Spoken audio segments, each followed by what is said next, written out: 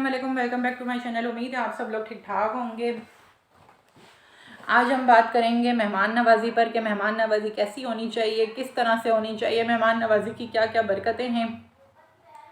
कुछ लोग मेहमानों को देख के बहुत ही परेशान हो जाते हैं, बोझ समझने लगते हैं कि मेहमान आ गया, पता नहीं कैसे सब कुछ होगा, क्यों आया। आजकल ये चीज़ें बहुत होने लगी है क्योंकि दिलों से मोहब्बतें ख़त्म हो गई। सिर्फ़ और सिर्फ हर जगह देखा जाए तो बस गीबत, गुनाह, यही सब कुछ हो रहा है। मेहमानों की कोई वो ही नहीं है कि मेहमान क्या हैं। अगर मेहमान नवाज़ी जिसने की हमारे दीन में सबसे पहले इस्लाम में जिसने फैलाई वो है हज़रत इब्राहीम अलैहिस्सलाम। तो मैं उनका भी वाक़या आपके सामने पेश करूँगी, लेकिन सबसे पहले मैं इसकी बरकतें बता दूँ कि अल्लाह ने क्या फ़रमाया है मेहमानों के बारे में। तो शुरू करते हैं दुरूद शरीफ से, सल्लल्लाहु अला मुहम्मद सल्लल्लाहु अलैहि वसल्लम।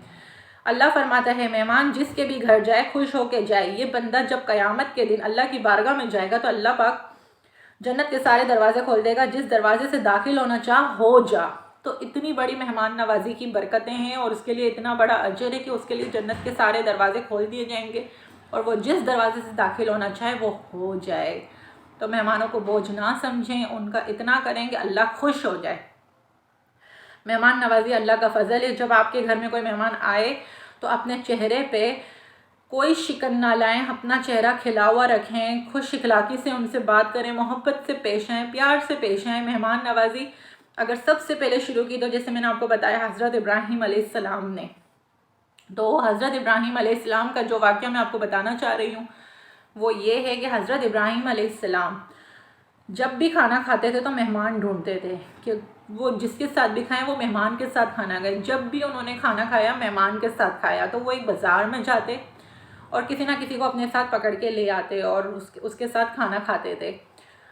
तो एक दिन उन्हें एक बाबा मिला 80 साल का। वो 80 साल का बाबा था। उन्होंने जब खाना शुरू किया तो उन्होंने उनको बोला कि अल्लाह का नाम शुरू करके खाना खाएं।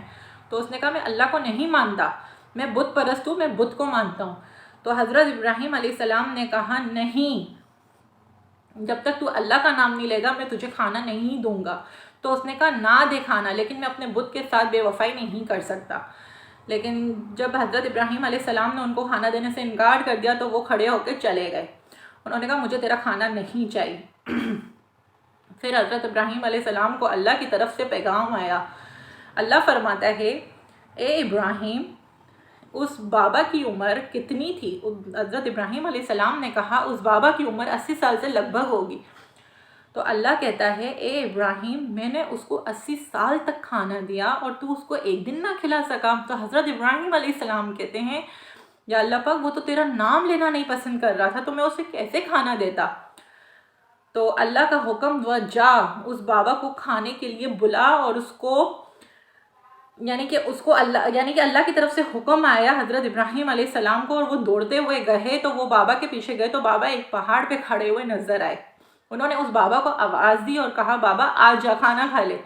तो बाबा ने कहा मैं अल्लाह का नाम नहीं लूँगा। तो हज़रत इब्राहीम अलैहिस्सलाम ने कहा तू ना ले अल्लाह का नाम, लेकिन तू खाना खा ले बस। तो वो उन्होंने कहा तेरे में तब्दीली कैसे आ गई? उस बाबा ने कहा, बोला मुझे अल्लाह का हुक्म हुआ है कि उस बाबा को खाना खिला।